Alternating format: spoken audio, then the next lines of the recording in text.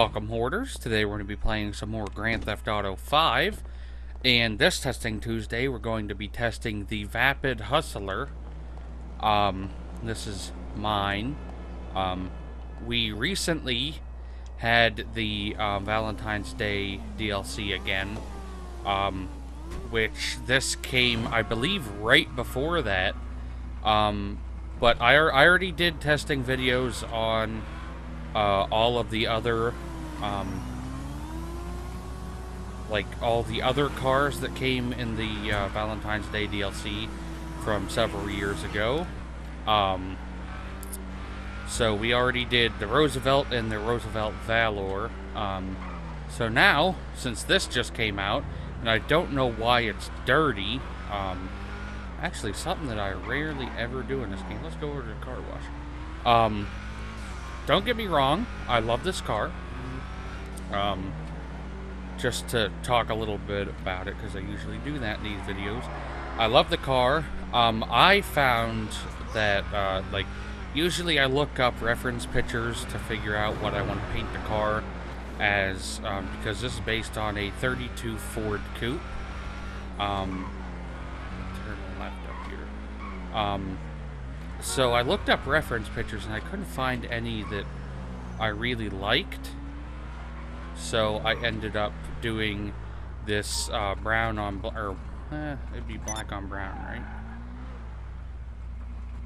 Am I not allowed? There we go. I just found that I liked this color. I did try it as blue, like a darker blue, but I didn't like how that looked, so I changed it. I really do like the car. It has a couple problems, though. The steering is kind of a bit wonky because the fact that it has tons of torque, tons of like lower end power, so it's very easy to lose the back end. Also, the back end is very light. It doesn't have a lot of traction, so it's a somewhat difficult vehicle to drive in some ways, sort of like the Slam Van and the Rat Truck, but in a different way. Like those, you have to go really slow because the vehicle won't make a turn. It has terrible understeer.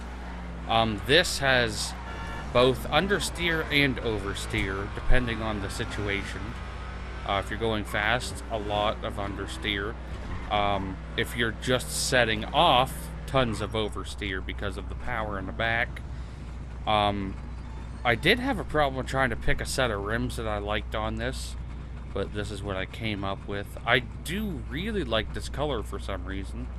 Oh shit. First person is not bad. I just think the front window looks kind of odd with the, like, wood around the front window. I like the trim and all the dials. Ooh, sounds a lot different inside. Ooh. And that's kind of what I'm talking about with the steering and the power in the back. It just has massive amounts of torque. So it's hard to control when you're at a dead stop and then going forward, unless you're just doing like a drag race. There's quite a bit of customization with this. You can get quite a few liveries. You can change, kind of like the Vapid Blade. You can change the hood on it so you can have all of the exhaust manifolds poking right up out the hood and stuff like that. But other than that, there's not a whole lot more to talk about the vehicle. One thing I did want to show you before I forget, in the vehicle menu, I don't know how many people know this, like as viewers, because I'm sure my audience isn't that extremely old, but if you open the trunk, it's actually the extra seat like they had back in the day in vehicles like that. So you could actually sit 4, but in-game you can't use that, sadly. And it's weird. You go forward, hit brakes, will shut. There's something special about this one that I really like. I do enjoy older cars, as most of you probably know. But enough rambling on about this. Let's head on over to the test track and see what we can get. Okay, let's try this again. Last time I lost it like I was afraid of. Not in the way I thought it would go, though. I thought that the back end was going to slide out. What ended up being the problem on the track was that the understeer was bad. Very, very bad. So that kind of messed me up. So we're doing a little take two now. Hopefully it works a little better this time. Pop around this corner. Ooh. Backslid a tiny bit. We caught her. Last time the two big problems were this first turn up here, like the first bad turn. I didn't slow it down enough in time.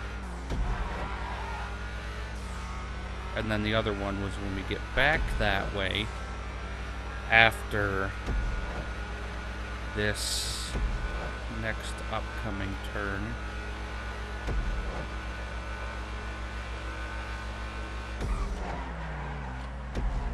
Really slow through there. The turn I'm talking about is the one at the very end here.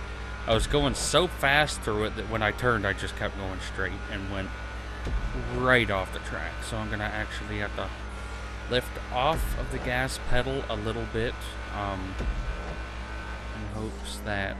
Okay, that was a lot better than last time.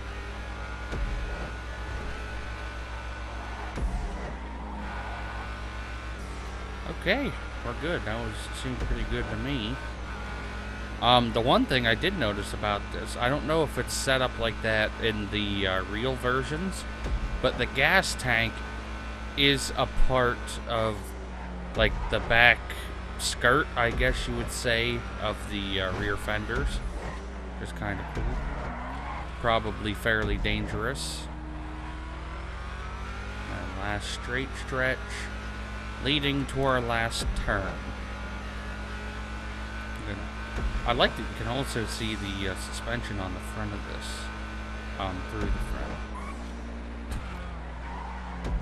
Try to keep it close to that yellow line. And we finished. What did we get? 2 minutes, 19.743 seconds. I'm not sure where that placed. So let's head on over the leaderboard and find out. As you can see, the Vapid Hustler actually did way better than what I thought the time was saying. It came in 35th place at 2 minutes 19.743 seconds. It's not a great time, but for what it is, it's a fairly good time. Most muscle cars aren't in the 30s. Actually, looking at the list, it's the only muscle car I see, other than the Coupe Classic. But it's still not bad. I do like the car. It looks good. It's not that fast, but it's also not that slow, so it's about medium, which to me it wouldn't matter either way. I'd still own the car, even if it was like as slow as the half track, which can only go almost 60, I believe it was. But let's now head on over to the drag track and see what we can get with it on there. Okay, let's see what we can get with this one. I think this should be a very easy, quick one. Usually that's how drag races are.